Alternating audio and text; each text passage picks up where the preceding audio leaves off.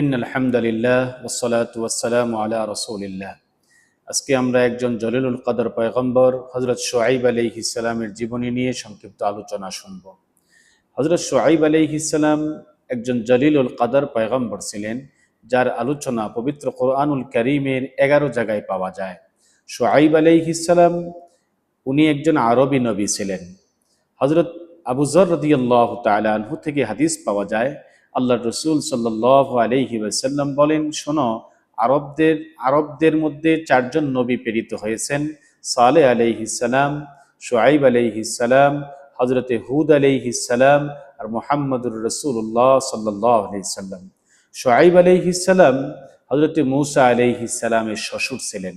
শুআইব আলাইহিস সালামকে খতীবুল আম্বিয়া এই উপাধি দেয়া হয়। সমস্ত নবীদের মধ্যে খতীব এই উপাধি পয়গম্বর শুআইব আলাইহিস সালামকে দেয়া হয়।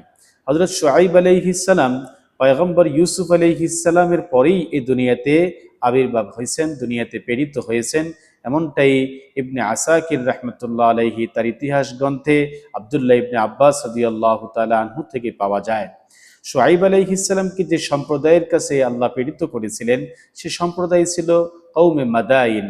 আসলে মাদাইন এটা একটা সম্প্রদায়ের নাম নয়, বরং ইব্রাহিম আলাইহিস সালামের একটা ছেলের নাম। ইব্রাহিম আলাইহিস সালামের সন্তান 4 জন ছিল, 4 ছেলে সন্তান ছিল। জালালাইনের হাসিয়াতে আছে ইসহাক আলাইহিস সালাম, ইসমাইল আলাইহিস সালাম, মাদিয়ান এবং মাদাইন।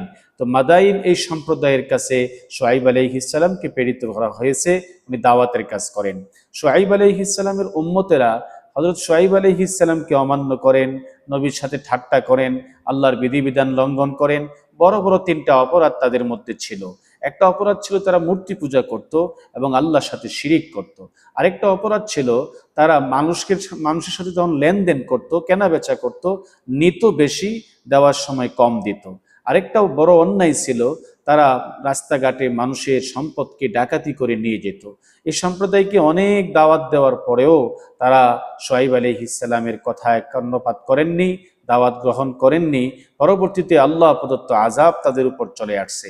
আসমানি গ্রন্থগুলোতে পাওয়া যায় 7 দিন পর্যন্ত প্রচন্ড গরম তাদের মধ্যে ছিল, কোনো বায়ু প্রবাহ ছিল না, এমনকি পানি এবং ছায়া তাদের কোনো কাজে আসেনি। আল্লাহ রাব্বুল আলামিন আযাব হিসাবে আসমান থেকে এক টুকরা মেঘের একটা টুকরা একটা মরুভূমিতে খোলা আকাশের মধ্যে আসছে। এটার ভিতর থেকে ঠান্ডা বাতাস আসতেছিল।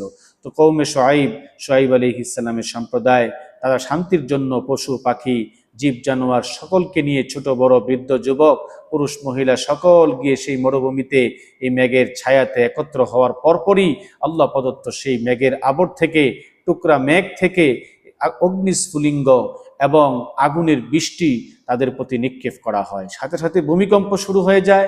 এই আযাবের দ্বারা পুরা কওমে শুআইবকে আল্লাহ তাআলা ধ্বংস করে দেন। ইবনে ওয়াহাব ইবনে মুনাব্বির রাহমাতুল্লাহ আলাইহি বলেন, শুআইব আলাইহিস সালাম এবং উনার বাকি ঈমানদার উম্মতগণ এই এলাকা ছেড়ে তারা মক্কায় চলে আসেন, আরব দেশে চলে আসেন এবং পরবর্তীতে মক্কা নগরীতেই খানায়ে কাবার পাশেই ওনার ইন্তেকাল হয় এবং খানায়ে কাবার পশ্চিম দিকে দারুন নাদওয়া এবং দারু বনু সাহামের মধ্যবর্তী স্থানে হযরত শুআইব আলাইহিস সালামকে দাফন করা হয়। আল্লাহ রাব্বুল আলামিন আমাদের সকলকে নবীদের জীবনী আলোচনা করার, শোনার, বোঝার, আমল করার তৌফিক দান করেন।